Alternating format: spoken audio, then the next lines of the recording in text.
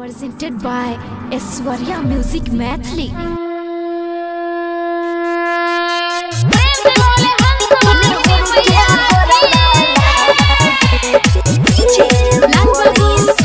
अभी आप सुन रहे हैं उषा यादव और मोनू माइकल की आवाज। सरस्वती मैया अपना गनैया जी, सरस्वती मैया अपना गनैया जी, निहुर के गोरावा लागी ए मोरी सैया जी, निहुर के गोरावा लागी ए मोरी सैया जी। दोनों हाथ जोड़ी हमें पारतनी पैया जी, दोनों हाथ जोड़ी हमें पारतनी पैया जी। हे बिनती हमर सुनी लिया सरस्वती मैया जी, हे बिनती हमर सुनी लिया सरस्वती मैया जी।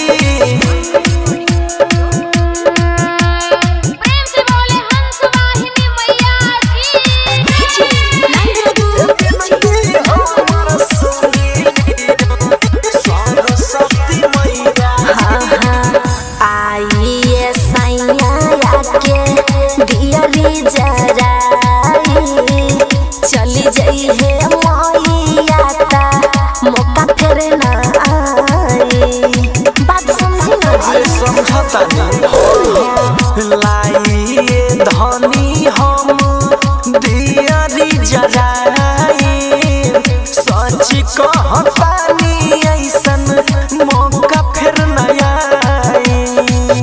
कुल परिवार पे मैया रही है सहैया जी, पूरा परिवार पे मैया रही है सहैया जी, निहुर के गोरावा लागी ए मोरी सैया जी, निहुर के गोरावा लागी ए मोरी सैया जी।